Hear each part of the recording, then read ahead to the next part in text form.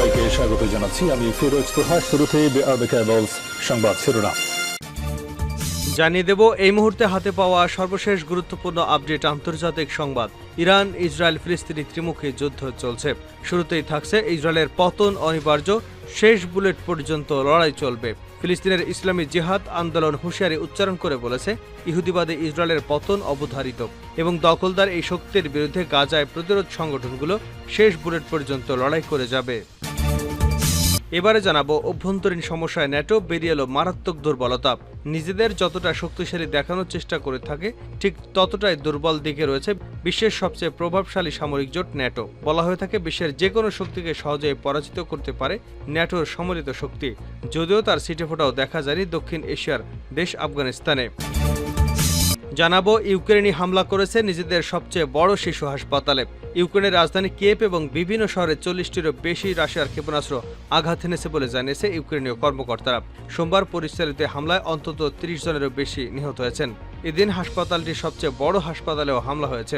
মুহূর্তেই ধ্বংসস্তূপে পরিণত হয় হাসপাতাল। জানিয়ে দিব সামরিক শিল্পের বাজারে দিনে দিনে বাড়ছে তুরস্কের আধিপত্য। গেল দশকে প্রতিরক্ষা ও নিরাপত্তার সরঞ্জাম বাজারে আধিপত্য কম ছিল। এর বাইরে রাশিয়া ও চীন থেকে স্বল্প মূল্যে যুদ্ধাস্ত্র সংগ্রহ করত বিভিন্ন দেশ। তবে এখন সেই দৃশ্য পাল্টে গেছে। এবং সর্বশেষ জানাবো আন্তর্জাতিক সংবাদ। ইন্দোনেশিয়ায় খনিতে ভূমিধসে নিহত 11, 45 জন নিখোঁজ। একটি অবৈধ স্বর্ণের খনির কাছেই ভূমিধসে অন্তত 11 জন নিহত হয়েছেন। নিখোঁজ রয়েছেন আরও অন্তত 15 জন। ভারী বৃষ্টিতে ইন্দোনেশিয়ার সুলাওসি দ্বীপে একটি অবৈধ সোনার খনির কাছে ভূমিধসে অন্তত 11 জন নিহত হয়েছেন। এছাড়া নিখোঁজ রয়েছেন আরও প্রায় 44 জন। এতক্ষণ শিরোনাম শুনছিলেন, এবার বিস্তারিত। প্রিয় দর্শক, আপনি যদি এই চ্যানেলে নতুন হয়ে থাকেন, ভিডিওটি দেখতে দেখতে চ্যানেলটি সাবস্ক্রাইব করে আমাদের সঙ্গেই থাকুন।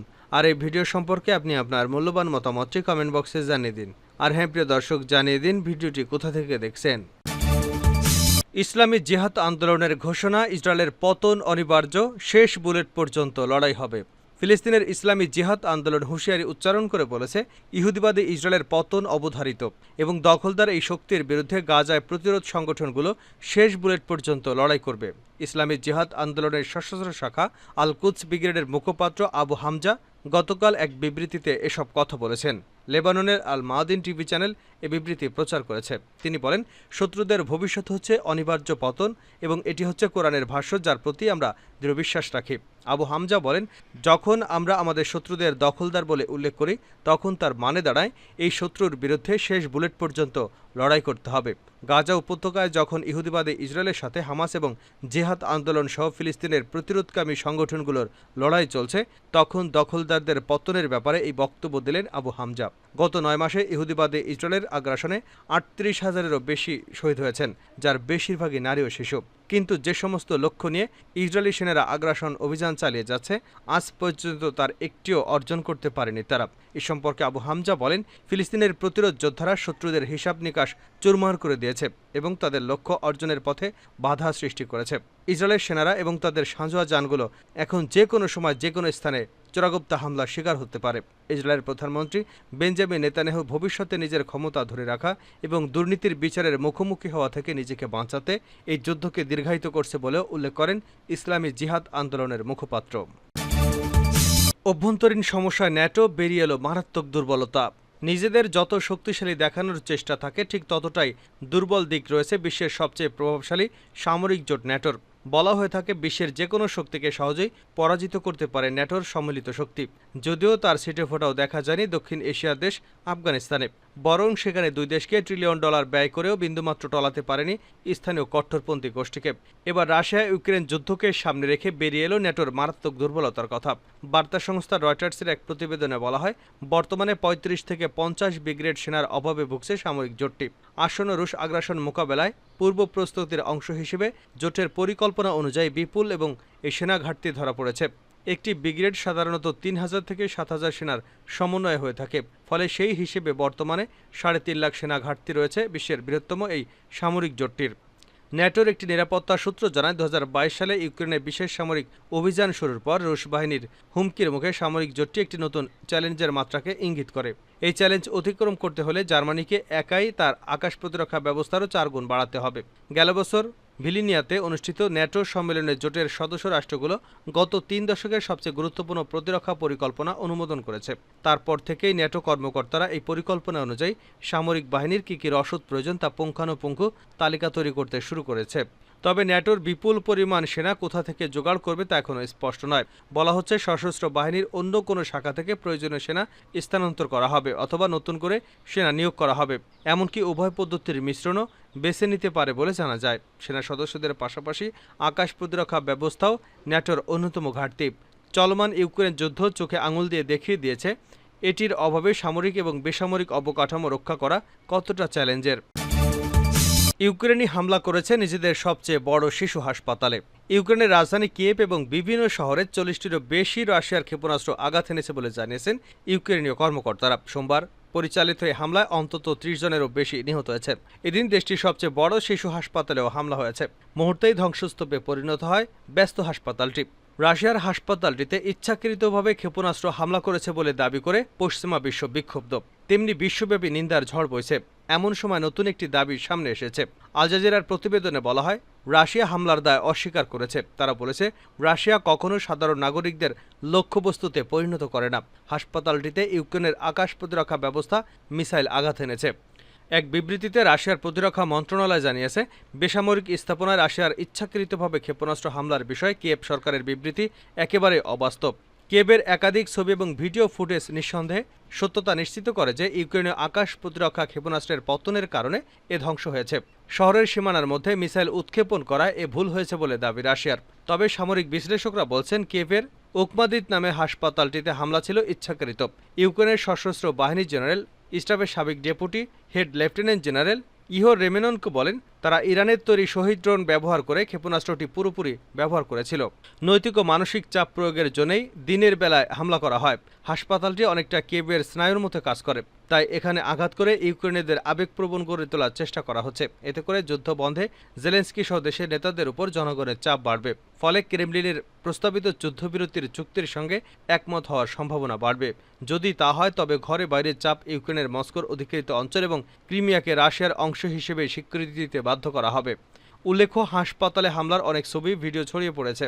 সেখানে একটি মিসাইল সাদৃশ্য বস্তু হাসপাতালে আঘাত হানতে দেখা যায়।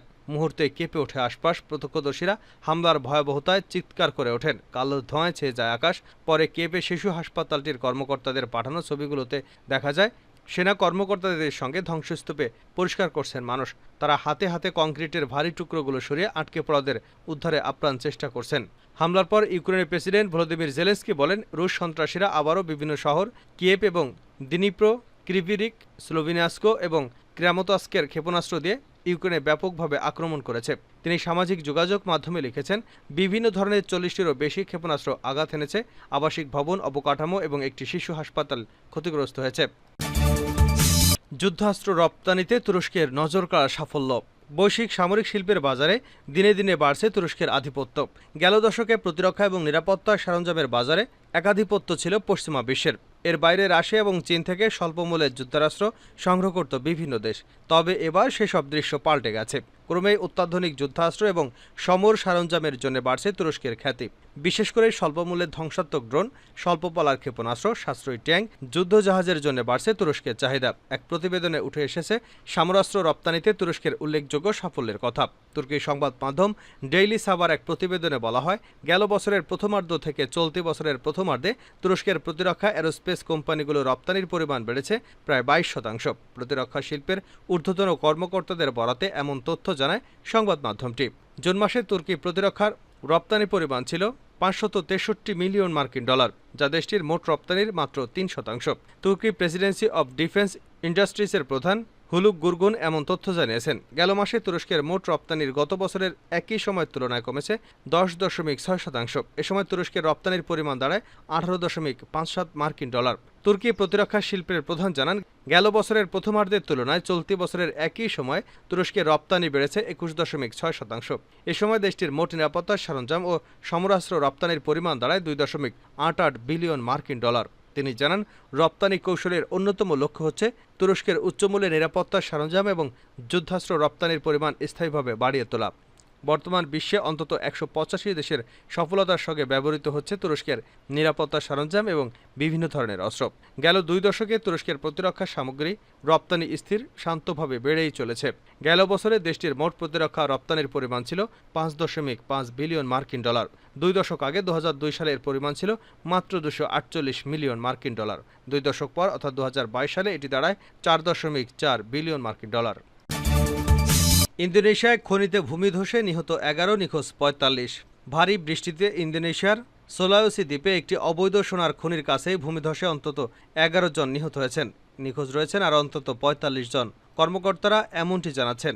রোববার গোরলান্ত প্রদেশের দুগ্ম বুলানগো জেলায় ভূমিধসের এ ঘটনা ঘটে। খনির কাছে শ্রমিকরা থাকতেন।